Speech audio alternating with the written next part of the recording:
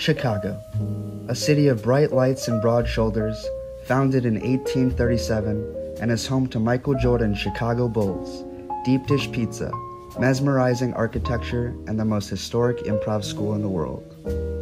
My daughter once asked me, what's the most fun you've had in show business? And I said, without a doubt, it was Second City Theater main stage doing that sketch 7 times a week with Chris right in your face. I was an improviser at Second City and at a place called the Improv Olympic in Chicago, and I talk in the book about improv having really kind of changed my professional life and even sort of my worldview a little bit. Then I got to Chicago. Yeah. You have said if there were no Second City, there'd be no Joan Rivers. The experience was the best in my life.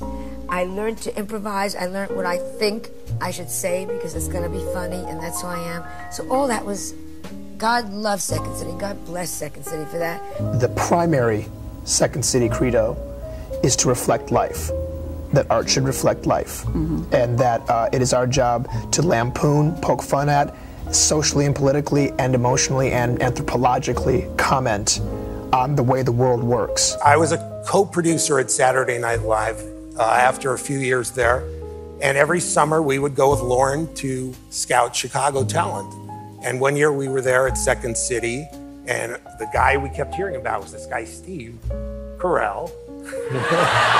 You started in Second City, yeah, doing sketch comedies. Any characters you remember doing over there? There was one character I was working on, and it was a guy who, it was a poker scene, and the guy and all of his friends are talking about sex, and they're trying to regale each other with these, you know, these stories of sexual conquest, and my guy didn't have any sort of context. He, you know, no frame of reference, and obviously was trying to lie. So that became 40-Year-Old Virgin.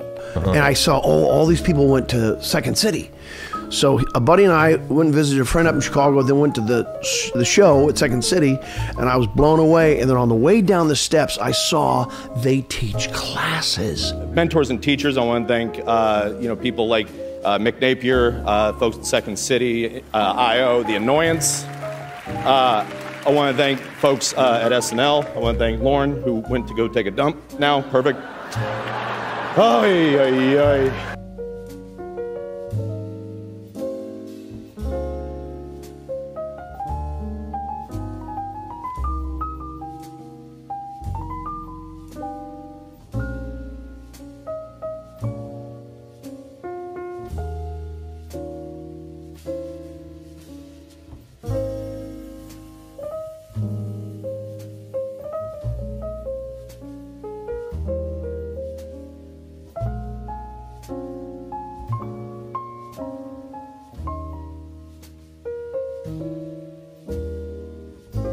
In this documentary, we will explore where these icons got their start and learn how people like you can follow in their footsteps. Welcome to the Second City. My name is Kelly Leonard. I am the Executive Vice President of Creative Strategy, Business Development, and Innovation at the Second City. I have the longest title at the Second City. That was always my goal. You know, when I give my talks around the country, around why people should care about improvisation, I talk about improvisation as being like yoga for your social skills. That it's sort of loud, noisy group mindfulness, that it's a practice in being unpracticed. And then I say, if that surprises you, it wouldn't if you knew the origin story of the Second City. So in the 20s and 30s, at Jane Addams Hull House on the south side of Chicago, there was this woman by the name of Viola Spolin who was a social worker, and her job was to better integrate immigrant children and neighborhood children who came into her care. So the way she did that was creating all these improv games, exercises games, that the kids would play, and many of which were in gibberish or silence because the kids didn't always share the same language. But they would play these games and they would collaborate and communicate. And so it was really this sort of bridge of using art to form a civil society. And her son, Paul Sills, loved the games, and he taught them to his friends, people like Mike Nichols and Elaine May. And that group formed the first pure improvisational theater in modern America. This is in 1955. And that group was called the Compass Players. Essentially, that morphed into the Second City, which primarily used that improv to then create scripted scenes. And that opened in December 16th of 1959. So it came out of children's games, and we do teach kids today, but we also teach adults, and we teach corporate folks, and we do productions both here in Chicago and in Toronto and in Brooklyn, New York, and then we have touring productions that go all over the world. So it's really become sort of a vast exercise in improv-based comedy wherever we can find ourselves. Could you describe your experience at Second City, and could you also walk me through the process of sketch writing to ultimately performing it on stage? So I had a very strange experience at Second City in that I had already been hired at Saturday Night Live as a writer 3 years earlier. I had already been at SNL for 2.5 years when I got a phone call, do you want to do the main stage of Second City? I still had a good time because I love that stage.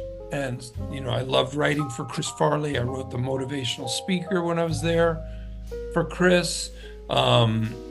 I loved Jill, and I loved Dave Pasquesi. He was very angry at me for taking the job, but he's a great improviser, one of the greatest, and also a very smart person. And I like him, and I like his talent. So in the end, I think I gained respect from hopefully everybody. I only was there for 3 months. If I bumped anyone, which I did, you know, people like Mark Beltzman and Ron West, they took that spot as soon as I left. You know, I went back to SNL the next year. So starting in September, they all got to move up. And in fact, I took Chris Farley and Timmy Meadows with me, so I even made more room for people. Right. I should have been welcomed with open arms, as it turns out.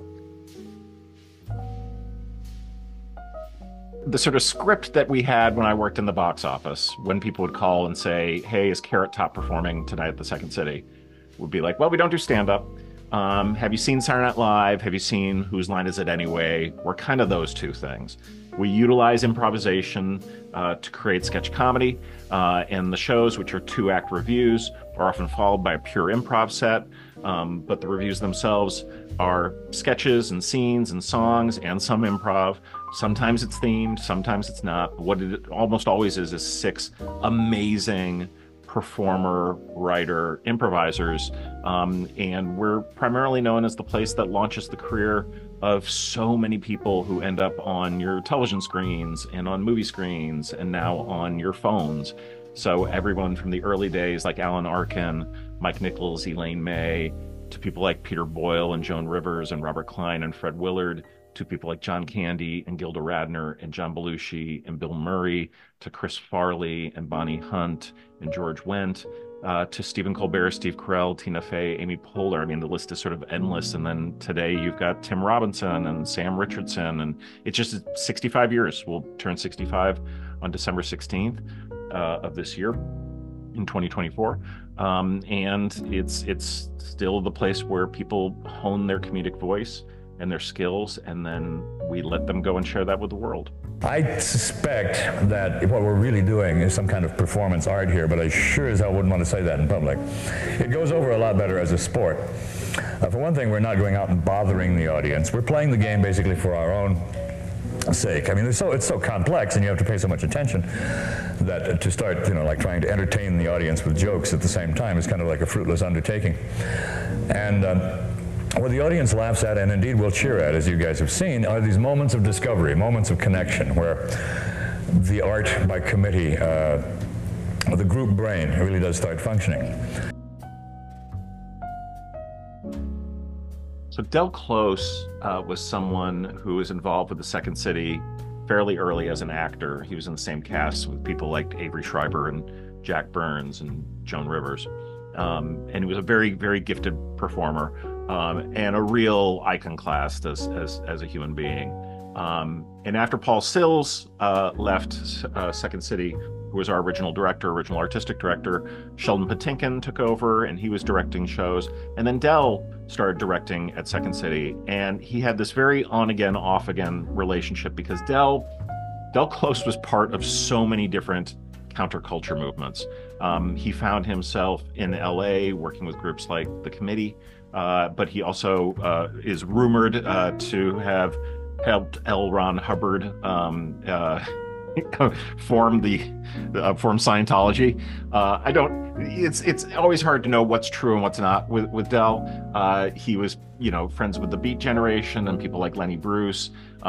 He's renowned for being the mentor teacher to people like John Belushi and Chris Farley. Those two things are definitely true. Very dark side, addicted to drugs and alcohol at different times, got clean at different times. There's stories, and I know these are true as well, where he was locked in a psych ward and the producers at Second City would go check him out so he could come direct the show at Second City and then have to take him back to the hospital afterwards. And then at a certain point, I think he just got tired of us, and maybe we got tired of him, and he ended up creating, artistically, he was the artistic half of a team with Sharna Halpern to start a thing called Improv Olympic, which then got sued by the Olympics and had to change their name to IO. But it's one of the longest running homes of improvisation in Chicago, still exists to this day. And Del believed the big schism at Second City. So Bernie Solins, one of our co-founders, really didn't think improv had much value beyond as a tool for creating sketch comedy. And Del believed it was an art form in and of itself, like fireworks. That's the kind of thing he thought it was. I know you talk about Del in your book, but my next question is about him. And could you talk a little about Del, and what was it about your interview with him that inspired your career in showbiz? Yeah, well, so Del was very much not the kind of person I would personally choose as a mentor or a hero. Hanging out with him for the 2 hours that I did on that fortuitous day, I loved the life of the mind that he showed me. That he had a lot of demons of his own, and he survived those. He truly did. Even though he'd been through so much and put himself through so much, he survived. And he even thrived because he loved ideas, he loved performance, he loved, as he said, trying to deduce what makes a human being tick. And that was his pursuit. And it kept him mentally alive. And I think it energized him through his whole life. So I really grooved on that. I felt it, I could see it in him, and I wanted to have some version of that as I went forward in life. Was this excitement he had still about doing what he did.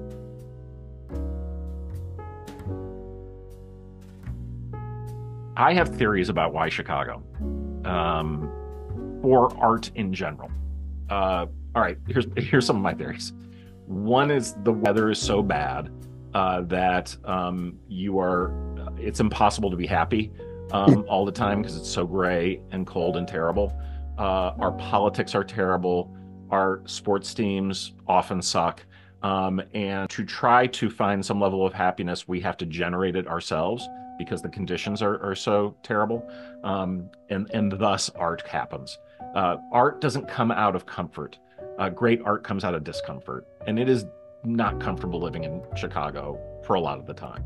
The audience is smart. The audience knows and likes comedy. Much of the audience is funny in their own personal lives. They kind of have a Midwestern sarcastic streak, a cut down streak that they cut things down around them. It is very hurtful to children. It can be hurtful, but it's also you got an audience that's already in their own daily lives funny people. I also think because you don't have the big business of show business right there in your face, you don't have Broadway and you don't have movies and television, you know, sort of around you. You know, you're in Chicago, there aren't networks coming to see your show, there aren't even agents really. You do your comedy and you pursue your voice for your own purposes, for your own artistic discovery. And that helps you grow. And when you're surrounded by that bigger business, and when people, even in your small theater, let's say you're in LA, you know, they get a job in a big TV show, they audition for a big TV show, you feel like you should be having that break and chasing that break. When you're Chicago, you're competing against the other people who also are starting out, who are doing cool things. And you're going, how can I do the cooler thing? How can I grow and get my voice more pure? And that's what you should be doing when you're starting out. You shouldn't be chasing the big jobs. And so much great art that comes out of Chicago is unownable. So think about it. No one can own improvisation. No one can own the blues. No one can own house music.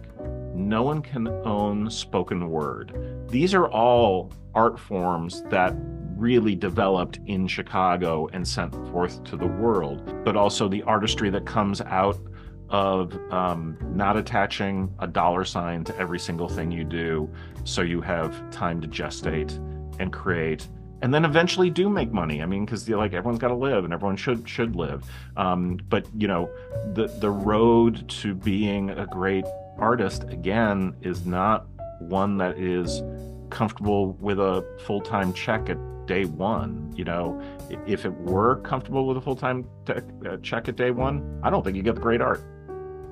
The next question is about Chris Farley.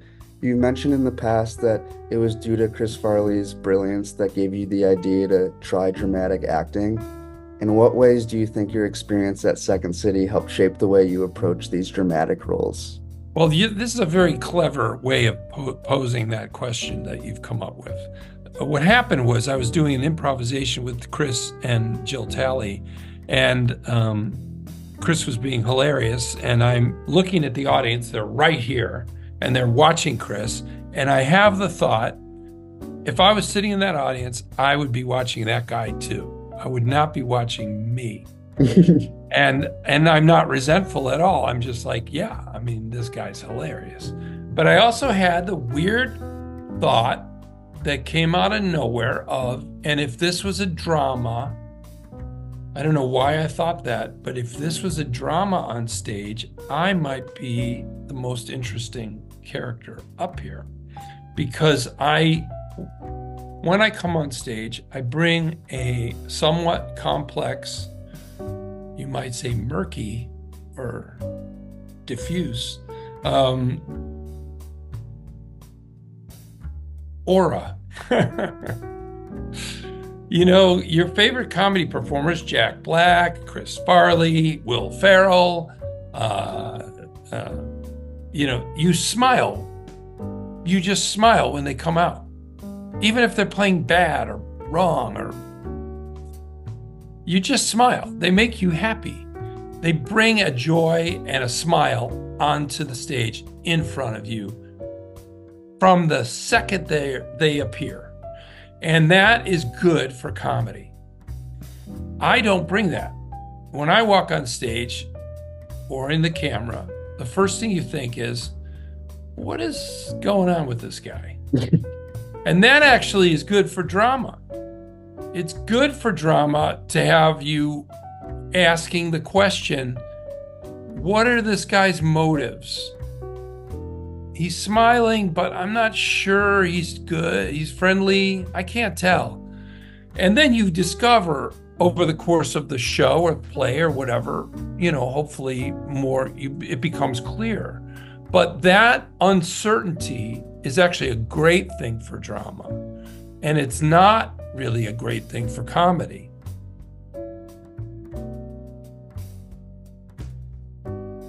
So yeah, I'm really lucky My first cast at the Second City in 1992 included Steve Carell, Stephen Colbert, and Amy Sedaris, just to start with.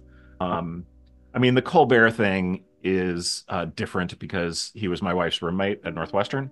For Colbert, again, he's a friend, wickedly smart, wickedly talented. Steve Carell, at the same time, was someone who it was much harder to pinpoint his genius because so much of what Carell is good at is a slow burn, playing without the ball, setting up others, and he's a tremendous actor. He was at Second City a long time before he moved, maybe like 8 years or so, which is unusual to be here that long. And it took him, I mean, he's so famous now and does so many different things, but it's like that took a while for everyone to figure out how great he was. Tina Fey was someone who was in maybe the very first class that we auditioned when I became producer at Second City. And it was just clear, again, like Colbert, she has such a tremendous wit and knowledge, and her ability to frame that, both as a writer and an improviser, is phenomenal.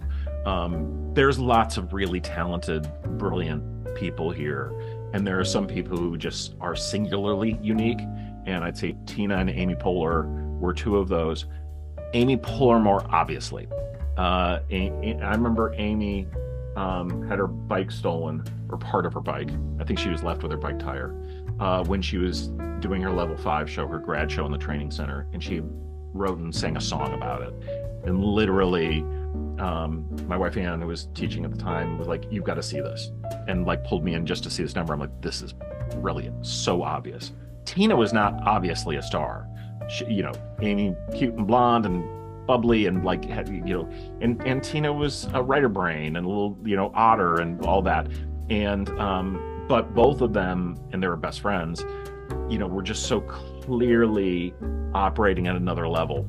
And the blessing about like hiring at Second City is that it's never one person. Like there's never one person here who hired any of these folks. It's a group of us in a room, generally agreeing, never not agreeing on a Tina Fey or a Stephen Colbert or an Amy Poehler or an Adam McKay. Never not agree. We all did. Everyone's like, obvious, good, they're in.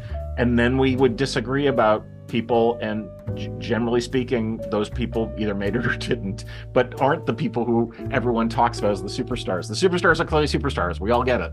It's almost impossible not to notice this. The one funny story that Andrew Alexander, who owned Second City for many years, sold it not too long ago, tells is that he was producing SCTV and he had seen this young African-American stand-up who he really wanted to put in the cast. And this kid was ready to do it. He was only like 19 years old. And he came to Second City and did improv sets. And the cast ultimately voted not to allow Andrew to cast Eddie Murphy in the cast of SCTV. So he went to SNL. So yeah. I'm just curious as to how do you think your experience at Second City impacted the way you approach sketch comedy during Mr. Show? Well, Second City is a sketch stage, and it is a scripted show. It does do improvisations after the scripted show. First, you get a 2-hour scripted show, hour and a half, and then they'll improvise. So it was scripted sketch comedy, and I learned, the difference between Second City and Saturday Night Live was I didn't get a whole lot on at Saturday Night Live. My hit ratio was very, very low. At Second City, I got a lot into the show. I was a good writer in the context of Second City. I was a very good writer. And I got to have a lot of sketches in there, including the motivational speaker, which was one of the best things I've ever written. And I got to just become a better sketch writer, which helped me immensely at Mr. Show. So Saturday Night Live, which premiered in 1975, as many people know, that first cast included a few Second City alumni, John Belushi, Dan Aykroyd, and Gilda Radner. And the following year, Bill Murray joined the cast, and there were 4. There was great concern that suddenly SNL would take all of our talent all the time. and generally somewhat true that happened. A lot of our people have gone on to Saturday Night Live. I forget it last. I mean, between writers and performers, it's well over 60, 70 individuals. But the SNL relationship, at a certain point, I remember when I first started producing here in 1992, there was a real idea of like, look, this is they help us. You know, people see, you know, Tina Fey going to SNL and they recognize that she started at Second City, or Rachel Dratch or Amy Poehler, and they want to come here and they want to take that path. So we're on much more friendly terms and have been for at least a few decades now, so that they come in and scout at the Chicago location pretty much every year. They probably come in a couple times, sometimes 3 times a year. When they're looking for people, they'll fly folks out to audition, and it's a really cordial, good relationship. And I think for so many of us who are, you know, aging at our jobs, and Lorne Michaels is not the young producer he was when he started that thing in 1975. There's sort of a romance to the relationship. And I remember a few years ago, I was coming up, they were in the building, and I was coming in, and Lorne was just standing outside in front of the arches and the Second City banner, and he says, "Will you take a picture of me in front of the banner?" And I'm like, "Yeah." And so he gave me his phone, and I did a little picture for him, and it was just a nice little moment, and it was something that he wanted to have, and it was great. Second City is not an assembly line, she said. It is, yes, you can get in line. Yes, you can do the classes. Yes, you can be in the tour company. But who gets those slots in the main stage show is not something you get simply by putting in the hours. You know, putting in the hours is helpful. You'll get better. But if there's a person outside of the club, Second City, who's good and maybe can bring some spark to our show, we can hire them. They can come in. And that was true of Chris Farley as well. Chris Farley did not do the long road to Second City main stage. He was in an Improv Olympic team, and Del Close directed a show and said, "I want to bring this kid on." And he did not do the ETC theater. He did not work his way up. He jumped right into the main stage show. I think that young people would greatly benefit from Second City training, in the sense that it provides you with the skills of being agile. It provides you with the ability to do what people call future thinking, because you're not working from a script.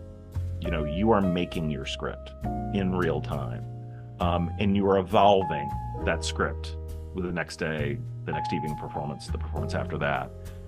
Nothing is static, and nothing is static in the world. I would say to sort of future generations, like, there's such powerful lessons to be learned in this art form, and it continues to evolve, and it is because it's so rooted in things that we understand from the past, but it's always looking forward.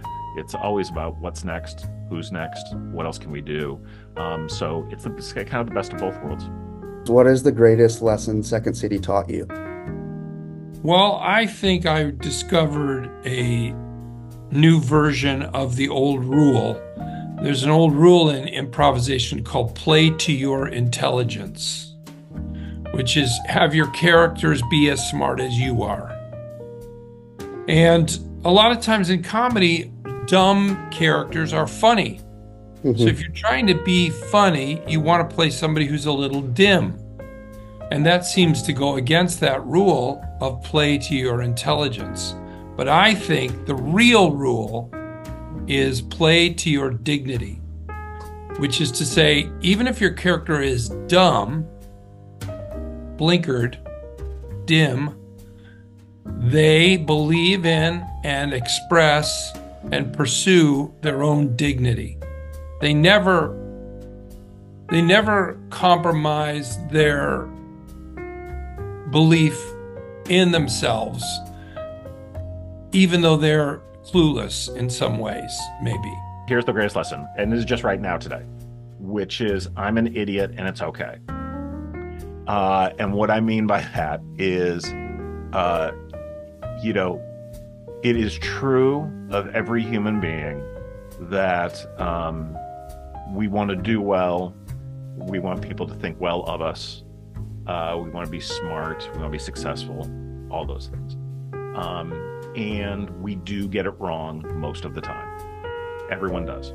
It is a complete. If someone is sort of acting like they always get it right, please run away from them, because they're either a sociopath or a psychopath. We all have imposter syndrome. We all Google ourselves on occasion. We all have doubt. That's okay. And in fact, the quirky stuff, the mistakes, the misunderstandings, that's where all the comedy comes from. That is what ties us together as human beings. What connects us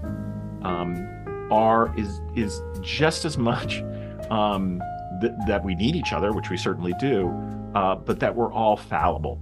And in that, this idea at Second City that all of us are better than one of us is because of that. So if I'm improvising and I know your job is to save me and you know my job is to save you, we're gonna be just fine. Because that is the bottom layer. That is the fundamental understanding of anyone going on a stage. If you break that covenant, that's a problem. But when you don't, and the majority of the time you don't, that's magic. You know, it's crucial. So it's not just about creating really funny shows. It's not just about developing really funny people. It's about making better humans. And that is a thing. It took me a long while to learn that. That's certainly not the first part of my career. But it's definitely the second part of my career, and I think it's invaluable.